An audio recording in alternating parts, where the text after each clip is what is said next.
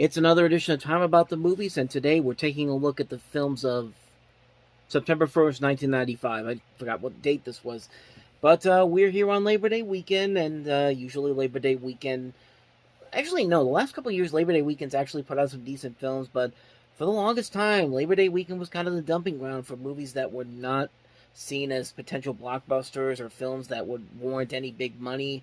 And we have three films here that are kind of belong in that category. So let's jump on into it. Let's start off with the first movie that we have here, probably the most successful of the three, which really isn't saying a whole lot. Christopher Walken, starring in the thriller The Prophecy. What? Can you keep a secret?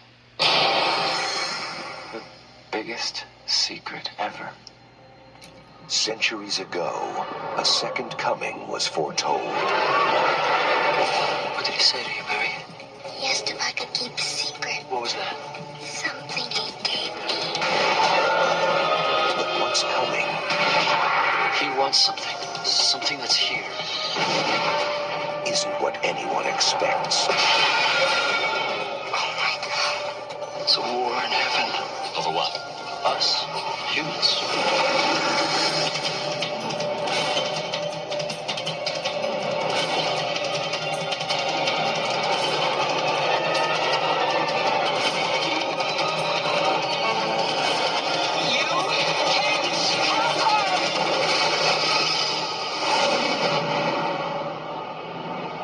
Christopher Walken. The Prophecy.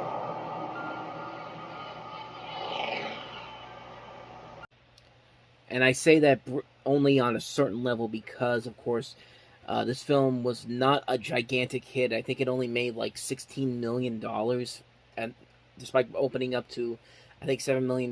But it eventually did go on to have a series of movies come out, mostly direct-to-video films. I think there were 4 of them, actually. And I've never, ever seen these movies. I'm aware of their existence. I know that these movies exist because I keep seeing the DVDs for this with Christopher Walken's face on it. Like how you go into a store and you'll see Mill Creek titles, and The Prophecy will be one of them. Sometimes they'll have the whole series in one set. I think Paramount also put one out when they bought the Miramax library, and I really know nothing about this movie. And for a movie where you have Christopher Walken starring in this movie as an archangel and a guy that is a murderous angel at best, you would think I would know this movie more, but I hardly ever hear anybody talk about this movie, honestly. And just from that trailer alone, there really is nothing all that exciting about this movie. I mean, it's got a stacked cast. I mean, not only you have Walken, but you also have Elias Koteas, Virginia Madsen, Eric Stoltz, Viggo Mortensen, Amanda Plummer. You got a pretty good cast in here, but there's just nothing about that movie that looks promising whatsoever. I mean, who knows? I mean, it must have had some kind of a following because they made 4 other movies in the series. But I really know nothing about this movie, honestly. And really, I have never had the real intention to actually go in and see this movie. I love Christopher Walken. I'll watch anything he's in. But even in something like this, there's nothing about this that looks promising whatsoever. It looks like a pretty lame movie, honestly. But who knows? I could be entirely wrong on that front. But that's just my thinking behind that one. So, haven't seen it. Can't really say too much about it. So, The Prophecy was the big new release of the weekend, which really isn't saying a whole lot. On to the next movie, and that is Magic in the Water. And just watch and see how many knockoffs you can see here in this particular trailer, because, oh boy, it was a rough one.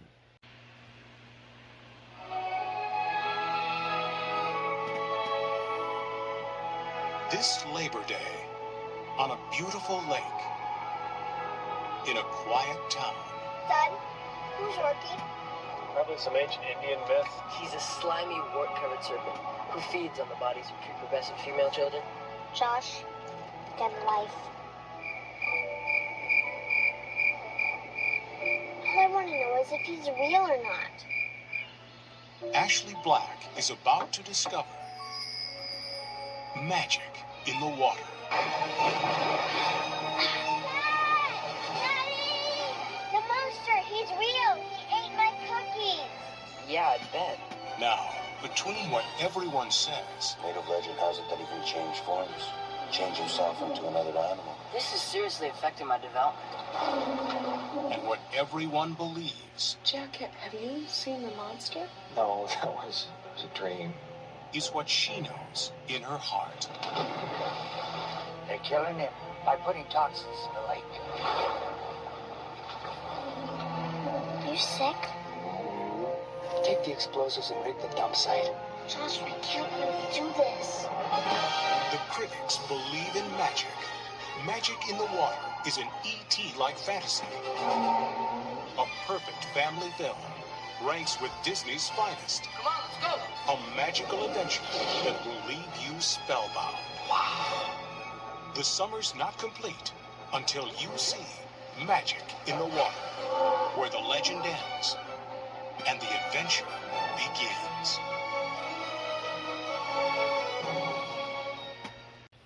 So you noticed E.T., obviously. I mean, it literally says an E.T.-like fantasy, which it's not an E.T.-like fantasy. It's a straight-up rip-off of E.T.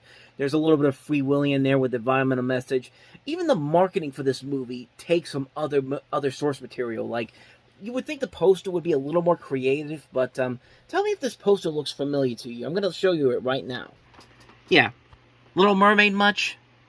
That's the poster for The Little Mermaid, pretty much, except instead of Ariel sitting on a rock, it's Ariel sitting on top of the monster. And, I just can't believe that they did not even try to hide the fact that they were ripping up so many different movies. Help that the movie is not very good either. I mean, you've got some notable names in here. I mean, you see Mark Harmon there. You see Joshua Jackson pre-Dawson's Creek. Tom Cavanaugh is in this as well. So is Harley Jane Kozak. But, man, I thought Mac and Me was the worst. Okay, maybe Mac and Me is still the worst E.T. knockoff ever, but this comes pretty damn close. I mean, the movie is abysmal. It's an abysmally made film. Like, it's a film that just has to take from so many other source materials, like, at different movies, and be like, okay, and be like, we could do this in our own movie, and the magic in the water barely even shows up in the freaking movie. Like, you barely see this creature, and when they show it to you, it looks like Barney the dinosaur. It's like, it's just so cheesy. It's so lazy on so many levels. I never thought I would see a knockoff of E.T. that would make Mac and Me that would come close to being as bad as Mac and Me, but this is pretty damn bad. Like, this is a horrendous movie on so many levels. Like it's no wonder why they had those quotes in there to make people try to go see this movie, but it didn't work because the film crashed and burned at the box office, and hardly anybody ever talks about it, and probably for good reason, because the movie is complete and utter bullshit. Yeah, not much more I can say about this one. Magic in the Water is pretty much bullshit.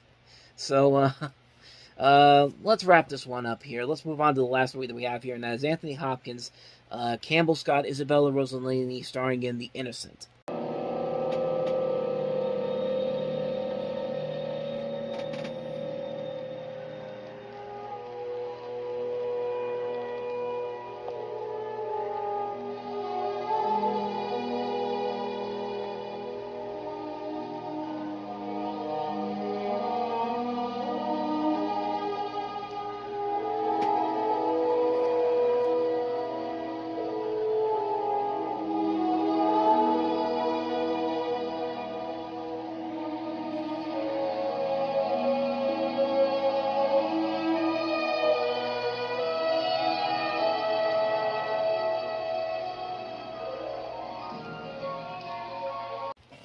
So this was a film directed by John Schlesinger of Midnight Cowboy fame. It was actually made in 1993, but spent 12 months in studio quarantine before finally getting released in theaters in September of 95.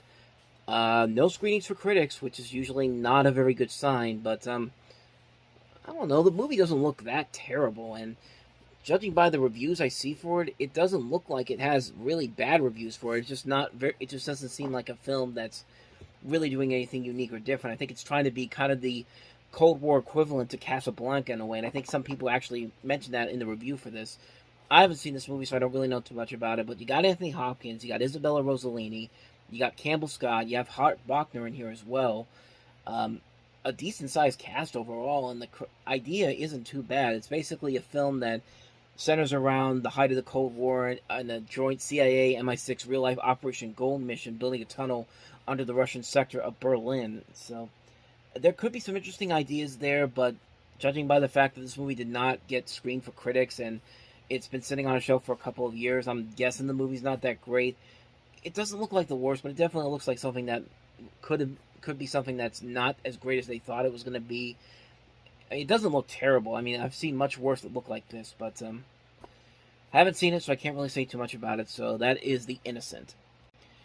So with that said, that wraps up another edition of Time About the Movies. Next time we meet, we'll have 5 new movies to look at, including To Wong Fu, Thanks for Everything, Julie Newmar, with Patrick Swayze, Wesley Snipes, and John Leguizamo all in drag.